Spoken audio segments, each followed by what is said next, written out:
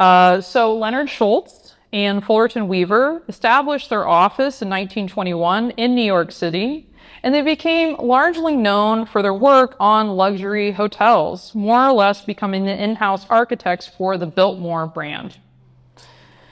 The Wolfsonian is home to the archives of Schultz and Weaver, and this large-scale painting from 1936, which is today hanging upstairs on the 6th floor, as long as they haven't moved it since last time I was here,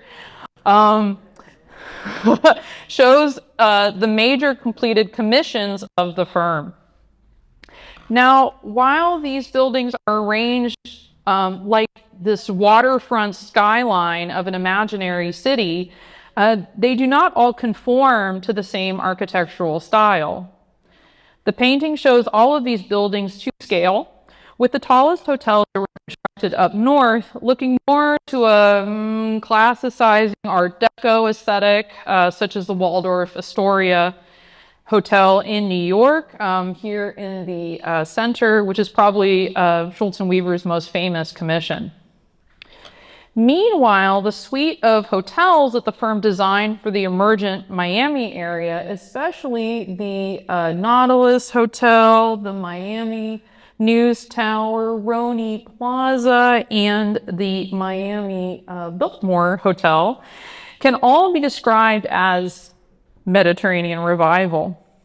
And I'm going to speak about each of these buildings in more detail in just a few minutes, but the point stands that it was only in a matter of years after Meisner's Everglades Club that this old world style was becoming predominant in Florida.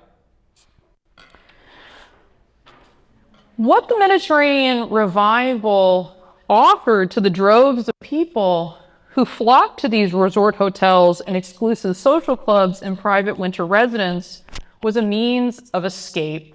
Again, something I think we can all relate to. Meisner's gambit was selling Florida to a rising upstart class of industrialists and business moguls who sought to distinguish themselves amid the more established elites in Boston and New York. Unable to travel to Europe after World War I, these nouveau riches in Palm Beach, quote, were beginning to learn that they had the makings of as beautiful a Riviera as there is on the globe, within easy reach of their northern homes. Meisner had shown them by his Everglades Club that it was possible to achieve in Florida a beauty and a charm very like the thing they felt along the Mediterranean.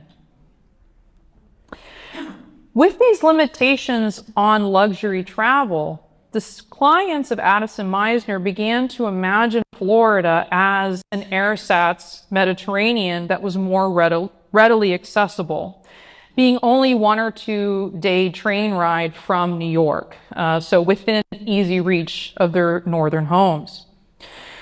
Architects like Schultz and Weaver and Meisner capitalized on the climate and landscape of Florida to create an exotic environment where people could quickly be transported to the Mediterranean and live out all of their old world fantasies. Now, it is with these ideas of escape to exotic, distant lands that I'd like to turn our discussion for a moment to the concept of Orientalism, which we actually talked about and touched on in the last lecture, which is a theoretical framework popularized by Edward Said in his eponymous book, first published in 1978. In this work, Said describes Orientalism as the specific phenomenon of the Western world defining itself in opposition to an imagined exotic place, the Orient, that is both seductive and appealing while at the same time is backwards and decidedly lesser than Western society. We can get an idea of how this concept plays out in visual terms in this painting by the painter Jean-Léon Gérôme, which graced the cover of Said's publication.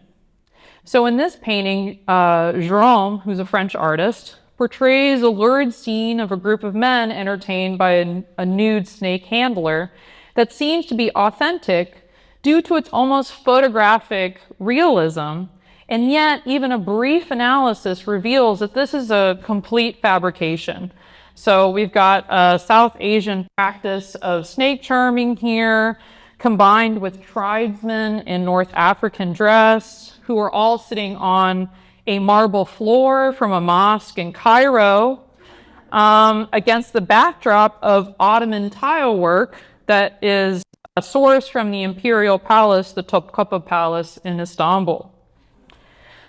So it's a total mishmash. Now, I can hear what some of you might be thinking. Post-colonial theory, I thought we were supposed to be talking about architecture in Florida. I hear you. But stick with me for a minute, because I really do think Orientalism can be a useful lens that can help us understand these buildings in some new ways.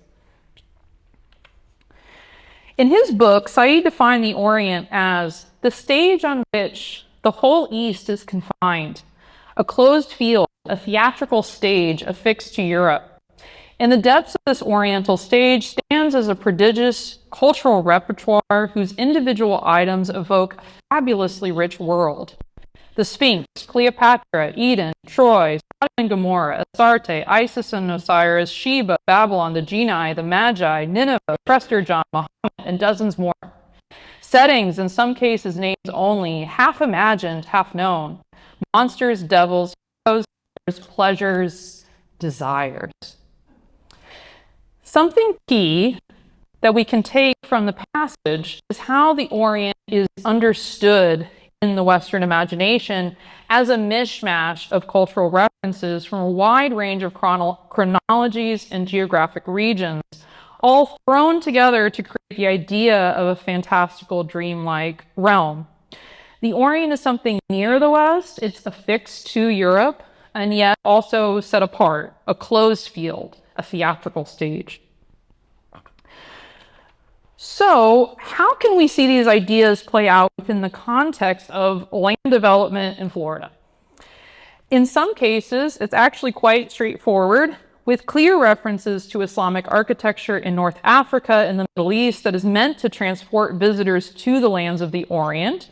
So, for example, we have on the left the Moorish bathroom decked out in colorful Moroccan-style tile, and this tent-like canopy in Paris Singer's private apartment at the Everglades Club. Or, probably very familiar to many of you, to the right, the Opalaka Administration Building, which is a direct quotation of Mamluk funerary complexes in Egypt. And I know that Alex Van Meckel came to the Wilsonian to talk to you about these structures in last year's series. So you might, for those of you who came, you'll have those in your mind. It is also interesting that contemporary accounts of the 1920s boom also engage with the language of Orientalism. In this 1925 volume celebrating the founding of Coral Gables by George Merrick, the author, Rex Beach, which, by the way, is definitely not his real name, for sure. Anyway, Mr. Beach reflects on how this story is one of the most extraordinary tales that I've ever listened to, and as romantic as anything which I, a writer of stories, have ever written. There is a flavor of Arabian magic to it. Aladdin, with the aid of his lamp, could not have built more swiftly. So even though Coral Gables is in a Venetian, Mediterranean style, this account traffics in Orientalist tropes like the stories of the Arabian Nights, and I think that's significant. This text continues, talking specifically about the style of Coral Gables. Merrick insisted upon one certain type of architecture throughout, what he called modified Mediterranean style. It was neither pure Spanish nor Italian, but a combination of what seemed best in each, with an added touch of gaiety to suit the Florida mood. What he called a modified Mediterranean style. It was neither pure Spanish nor Italian, but a combination of what seemed best in each, with an added touch of gaiety to suit the Florida mood. So what we have here in the construction and marketing of a building like the Biltmore Hotel is a fluidity of geographic references, so from Italy to Spain and beyond. And I'm suggesting that it's this mishmash of cultural references that we just talked about with Said's Orientalism. It's precisely what's going on in a place like Coral Gables, where we have a combination of references to places like Sevilla in Spain and in Venice, obviously in Italy. And this is not necessarily eclecticism for its own sake, but a more specific mindset that levels the Mediterranean as a space that is othered and distant, and also where different geographic locations are interchangeable with each other.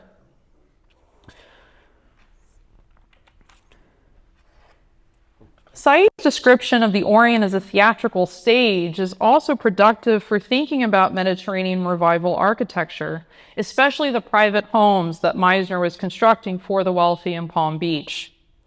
Here, the clients of these spaces adopted the trappings of old world Mediterranean elites through estates christened with Spanish names like Playa Riente and decorated with elaborate relief scenes celebrating the arrival of the Spanish colonists led by Ponce de Leon.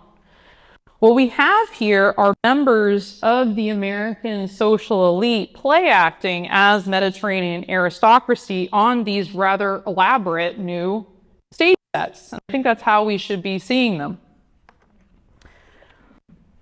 And to some extent, this is a continuation of what we can see going on in St. Augustine, where, beginning in the late 19th century, the people there would gather every spring to literally dress up in costume and reenact the landing of Ponce de Leon. And this is something we're very familiar with in Tampa, where I'm from, with Gasparilla, which is coming up soon, actually. And the Ponce de Leon Festival ended in the 1980s in St. Augustine. Even today, in Tampa Bay is invaded every year by the old mystic crew of Jose Gaspar. So this is something I find immediately recognizable and familiar. So the concept of Orientalism also reminds us that even if a work of art or architecture may appear disarmingly superficial, fun, fanciful, it also belies a remarkably persistent underlying system of beliefs and ideas. There is a passage in the 1925 volume Provincial Houses in Spain, which was in Meisner's book collection. We know what we have his library, that suggests modern architects adopting the Mediterranean style were in fact improving upon its historical models. Spanish friends conversant with modern American domestic work in California and Florida have remarked that nothing quite so intensely Spanish can be found in the mother country. This is true. Spanish dwellings are reserved in character like their occupants. Those of the New World, expansive. It's interesting that in this passage, there's actually a slippage here between architectural style and the moral character of those who commission these buildings. And in the comparison between the old and new worlds, the people of Spain do not come out very favorably, represented as traditionalists, as backwards, as trapped in the past. So here, American architects possess an understanding and expertise in Spain that surpasses that of the locals in Spain. And it's realized actually to its fullest potential in Palm Beach, Florida. That's the argument here, right? The archives of the Wolfsonian can also lend us some insight into the more practical working methods of these architects creating the Mediterranean revival. So what were the actual processes in making these references to historical architecture? How did they do it? While these buildings were objects of fantasy, as I've argued, they were founded on a substantial and deep knowledge. So in his Palm Beach studio, Addison Mizner had dozens of reference books and albums. And I really like this picture from Mizner's biography here because it shows the source of inspiration, the bookshelf on the left, just piled of these reference books. And it compares them with the final result of the Mediterranean-style buildings that are framed outside of the window. So sort of before and after idea of this photograph. At the Wilsonian, the George B. Post and Sons collection is a valuable resource for understanding the inner workings of a major American architecture firm operating in the early 20th century. George B. Post and Sons were another New York-based architecture firm that were operating around the same time as Schultz and Weaver and Mizner. The firm's working library, preserved today at the Wilsonian, confirms that one of the major methods of creating this Mediterranean or Spanish revival style were reference books of historical architecture created specifically for this purpose. They were marketed to architects. And here's just some examples of images that could be found inside these volumes. So I wasn't lying to you. Check out that choir screen. Like I said, it looks basically exactly like the front gate of the Wilsonian. So this is where they're getting these kinds of references from, is from these kinds of photographs in these books. Architects like Mizner also frequently consulted scrapbooks, which were collections of photographs, drawings, and clippings from books and journals the designers would look at and use for inspiration or reference. So in this example, we can compare a page from one of Mizner's scrapbooks, which still exists today in the Society of Four Arts, with the courtyard of the Everglades Club, which is here on the left. So as you can see, it's basically almost a direct quotation of the Court of the Myrtles at the Alhambra Palace in Spain. Maybe some of you have visited.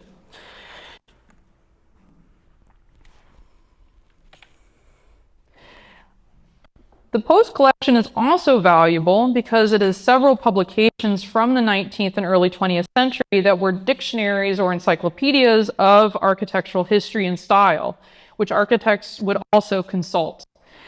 And it's this very concept of revival architecture that assumes the existence of architectural history as a discipline, which establishes different stylistic periods for works of architecture that we use today, like Gothic, Romanesque, Baroque, Moorish, which is what you're seeing right here, which is where we ultimately derive our vocabulary when we describe these buildings in shorthand. Reading through these books gives us a better understanding of how the architecture of Spain and North Africa was interpreted at the time, and at least looking at this passage on Moorish architecture from 1901, about 20 years before the Everglades Club, you can understand why Mizner's introduction of the style to Florida would not necessarily have been immediately embraced. So this passage speaks pretty disparagingly about Muslim architects in North Africa, and asserts that the only reason Islamic architecture in Spain is of high quality is because the region had once been under the highly civilized dominion of Rome. That's what it says here. And Muslim rulers employed Christian architects, which they absolutely did. But I, as a specialist of Islamic architecture, I can tell you that the people commissioning the Great Mosque of Cordoba were also writing their own poetry and hosting salons in their palaces. So, I digress. Anyway, I'm not sure if it was a total fair shake for the Muslim rulers of Al-Andalus. Anyway, so the Post collection also helps us understand the role that world exhibitions played in popularizing the Mediterranean revival style. This is particularly the case with the Panama Pacific International Exposition in San Diego in 1915. And I understand today we've been talking a lot about expositions.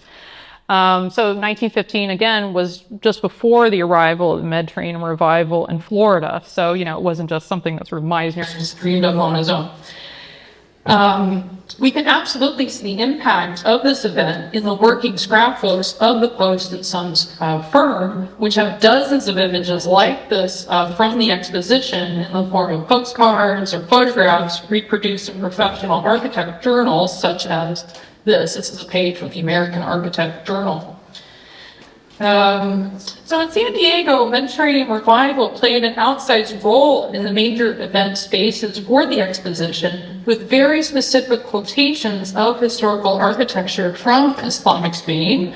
For example, the Giralda Tower, originally constructed in the 12th century as the minaret for the Great Mosque of Seville.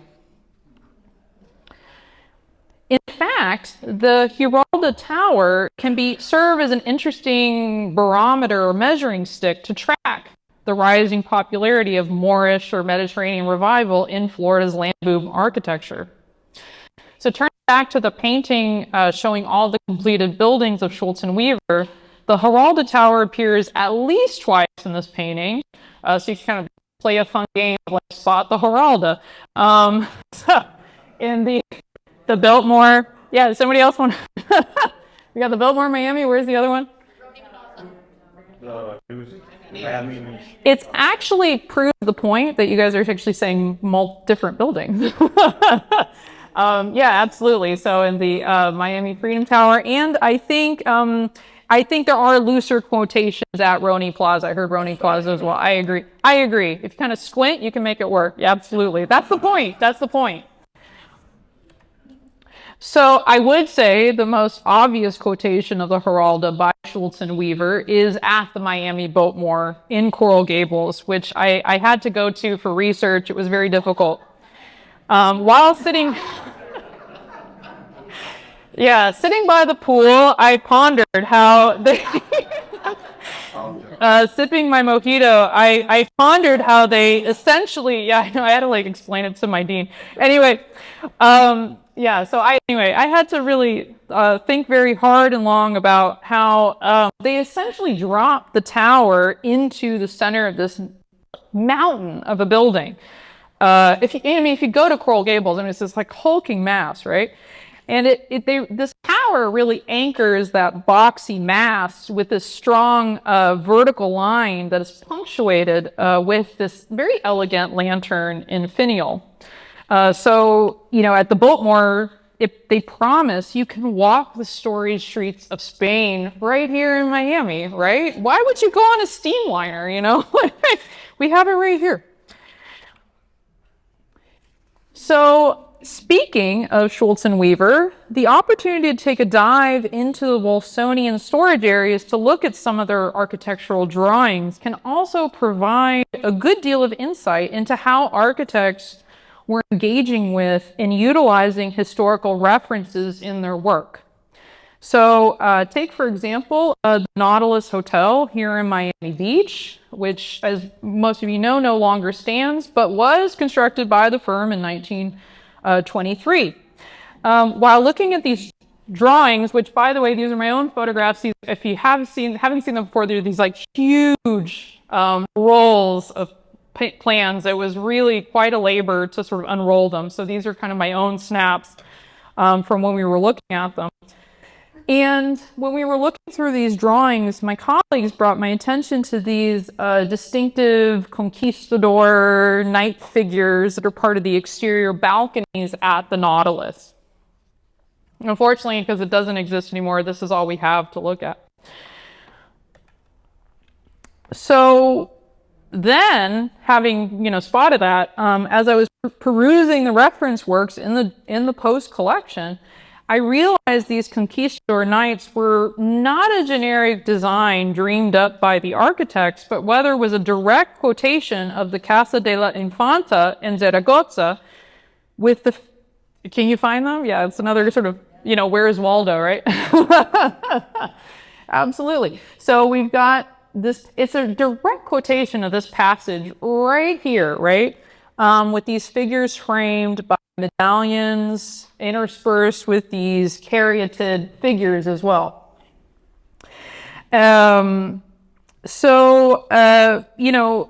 this is, like I said, a direct quotation and of the balcony of the interior courtyard space of this home. And for all we know, these architects at Schultz and Weaver were looking at this precise photograph when drafting the plans for the Nautilus. This is how it worked, right? Probably just sitting right there with it, with the book open as they were drafting. So while looking through the drawings of Schultz and Weaver, I was under the working assumption that architects were consulting design manuals, adopting motifs from specific plates. So when I saw these designs for one of the ceilings from the Roni Plaza Hotel, I was guessing that to create these patterns, the architects were looking at something like Owen Jones's very famous and much used manual Details of the Alhambra from 1837. His Grammar of Ornament is also much used. So this working method can be confirmed. This is just my operating assumption, but we could actually confirm this is how they did it in this fascinating detail from the plans for another Schultz and Weaver hotel, which was the Sevilla Biltmore in Havana. And right here, you just have to take my word for it for those of you sitting in the back. This particular notation caught my eye, accompanied by an arrow indicating some wainscoting for the hotel's rooftop garden. The text reads, "See Plate 3, Catalog of Carlos Gonzalez y Hermano, Madrid." So with this little clue, I went down this rabbit hole, and I very quickly actually managed to track down the catalog in question of the Gonzalez y Hermano firm. I've always kind of felt bad for the Hermano. If I were the Hermano, I'd be like, why isn't my name on the sign? Anyway, so for the Casa Gonzalez decorative firm, have, as you can see, offices in Madrid, Sevilla, Barcelona, Cordoba, and Huelva. So they were doing quite well.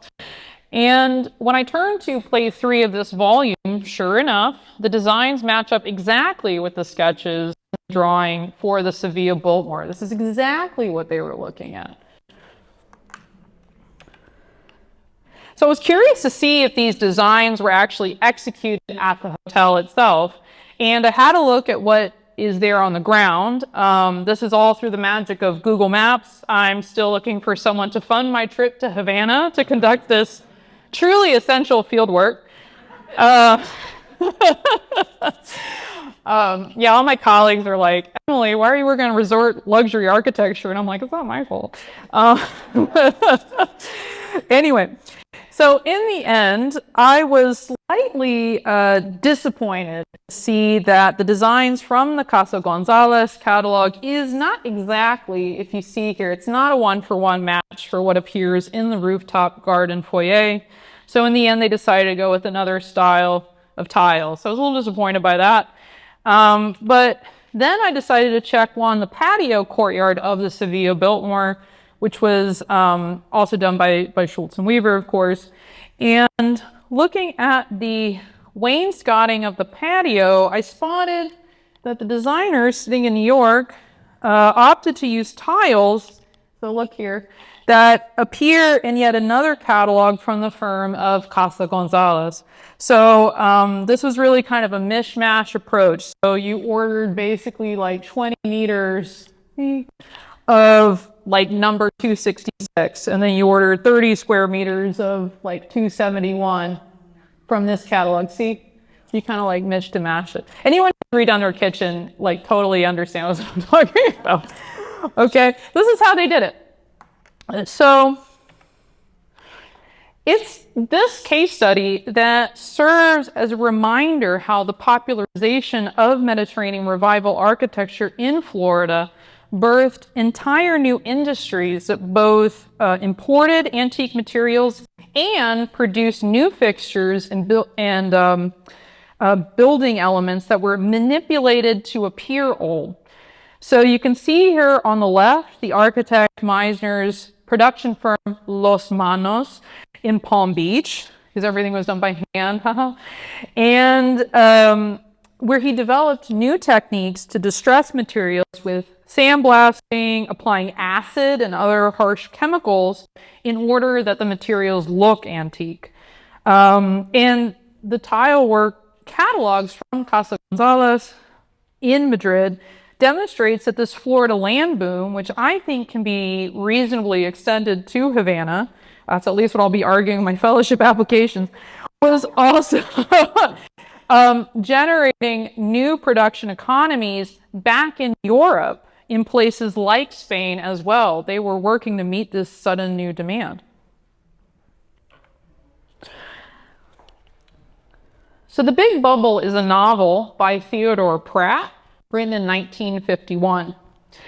As a third installment of his Palm Beach trilogy, the book is a fictionalized account of the development of East Coast Florida in the 1920s, so precisely when estates like the Everglades Club were being constructed. It follows the adventures of the new upstart architect with something to prove, Adam Payne, who is loosely based on Addison Meisner. Now, in one scene from the novel, Adam Payne is trying to pitch a commission for a combination social club and luxury private residence to a wealthy businessman. Sound familiar? He might as well have been talking about the Everglades Club. Payne says, part of Palm Beach, where it's narrow, invites estates running from ocean to lake. There you'll have the chance to do everything I visualize. I want grill work on windows and doors, ironwork of all sorts, antique, of course, nothing new. Or if it has to be new, then battered and aged and rusted until it looks old. There must be pottery, lots of it, both bisque and glazed in color, and always decorative tile and varied design. And don't think I'm held down to the Spanish. Oh no. Making everything look Spanish would be monotonous. I'd like Italian, French, and Moorish too. Of course, in the Spanish, you'll find a strong Moorish influence already there. What I want to do is build something in this country that fits my vision. Nothing here now does. So there are a few important points that we can take away from this particular passage.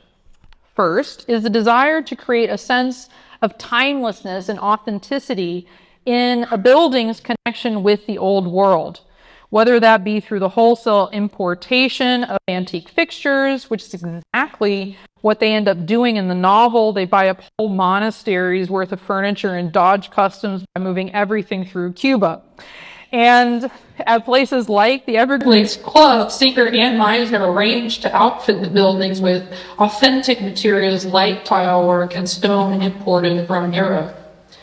We also understand from this passage that new building materials could be designed to look. Meisner arranged to outfit the buildings with authentic materials like tile work and stone imported from Europe. We also understand from this passage that new building materials could be designed to look old, which, as we saw with Schultz and Weaver, plans for the Sevilla Biltmore created new economies of manufacturing firms specializing in producing antique-style pottery, tile, and ironwork to meet the growing volume and demand for these Mediterranean revival constructions. Finally, we should note in this monologue that Adam Payne stresses that he wants to avoid a strict adherence to any one historical style because it would be monotonous. So in this sense, the melange of references for this hypothetical club cum residence provide visitors an escape to a place that was well beyond the ordinary. This was a distant world of fantasy and excess, bringing us back to that concept, again, of Orientalism. So in the last few minutes, let's return to the Schultz and Weaver drawings for the Nautilus Hotel on Miami Beach, where we're also reminded how the architects were cost-conscious in terms of building materials, trying to maximize the impact of these fantasy spaces in the most economic means possible. So remember, this is about selling Florida. This is a for-profit venture. So at the Nautilus, a careful examination of the notations of these plans indicates that the more expensive techniques and materials were saved for the eye level, the ground level. So the wrought iron grills, carved stone, terrazzo floors, while the upper levels had more cost-effective materials like cast iron, cast cement. In effect, the architects are creating the illusion of old world architecture, but with less expensive, mass-produced materials. The Nautilus plans also remind us Paradoxically, Mediterranean revival architecture looks to the past, but is also emphatically modern. The more technical drawings show, for example, that the two distinguishing cupolas that look straight out of Naples on the top of these structures are essentially an elaborate solution for disguising the elevator gearworks on the top of the building. Otherwise, you just have these like big, ugly metal boxes, right? You gotta cover something. So at these luxury hotels like the Nautilus, guests enjoyed this old world setting paired with all of the luxuries of the latest technology, such as refrigeration, plumbing, electrical systems, telephones, radio towers. I actually learned from an exhibition at the MDPL that the first radio station in Miami was broadcast from the Nautilus. Yeah. So, and it's this photograph from the Nautilus that shows white visitors in a gondola. So we're back in Venice now.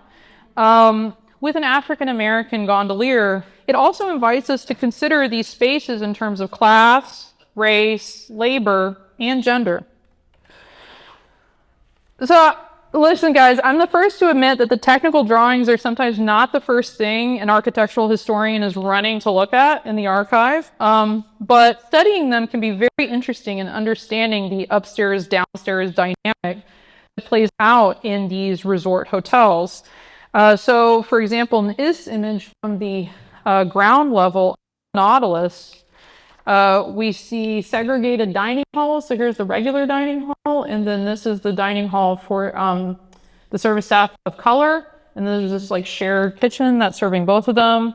We also see quarters of service workers separated by gender.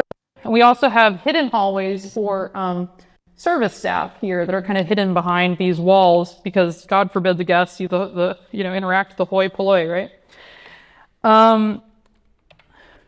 And what's more, when looking at the technical drawings of the city of Biltmore, my Wilsonian colleagues and I noticed the presence of a massive wine cellar on the ground level here, which was notably not present at the Nautilus. So the small detail reminds us that these buildings were constructed during the era of Prohibition, which makes it even more important to extend our discussion of the Mediterranean revival to include Cuba, which is what I'll be arguing in my fellowship application, which at least through the lens of Orientalism becomes in this time period yet another opportunity for those living in the United States to escape to a place where the fountain of wine and honey were quite literally flowing. Anyway, I don't mean to get us all excited for happy hour. So, wrapping up, I want to acknowledge that Mediterranean revival architecture is not unique to Florida, as is made so clear in the holdings of the John Eberson Archive here at the Wilsonian. And this is a firm that specialized in the construction of cinemas throughout the U.S. So here, for example, the Valencia Theater in New York and the Riviera Theater in Omaha, Nebraska. And these atmospheric movie theaters built predominantly in the 1920s and 1930s demonstrate how people all over the country were seeking an escape to the old world for the low, low price of a movie ticket. To be sure, it is essential to note that construction projects like the Everglades Club or Miami Biltmore were really only accessible to relatively privileged individuals, part of the upper crust of American society. So it's interesting to think about how these cinemas as movie palaces that serve not only as portals to the Mediterranean, but also to Florida, which was still beyond the reach of most middle and working class people. It's thus not surprising that there was a strong tradition of movie and film studios in Florida. So to some extent, from the very beginning, revival architecture in Florida was always imagined as a stage set. In conclusion, despite the fact that you could find examples of exotic revival architecture across the United States, there were a unique set of circumstances in the state of Florida, such as expansion of transit networks, mass migration and tourism, and the settler colonial tradition that was available for exoticization, that led to a veritable explosion of building projects inspired by the Mediterranean. Instead of being isolated to a single building like a cinema or a Mason's Lodge, places like Miami became almost entirely themed environments that were being developed for the purpose of marketing and attracting visitors. And I argue that these buildings decked out with looming towers, colored tiles, terracotta, and elaborately carved stonework are instrumental to understand how the Sunshine State became a land of fantasy well before Walt Disney set his sights on Orlando. And as a coda, here in Miami, we see how newly arrived communities and different stakeholders continue to elaborate on and preserve the Mediterranean revival style that first took root in the 1920s. So, of course, this is very familiar to all of you. We have Vizcaya, home of John Deering. It's now a popular destination for quinceañera photo shoots. And the Miami News Tower, which you all enthusiastically identified in the painting, which is now the Freedom Tower, which was rescued from neglect by the Cuban American community and donated to Miami-Dade College to be restored. And we have to remember, it's important to understand how these buildings go on and continue to have meaning for different communities. So it's really been an honor and a privilege for me to come to the Wilsonian today to discuss with you not only the hidden histories of Mediterranean revival architecture, but also to imagine new futures for this vibrant style in the magic city of Miami. Thank you.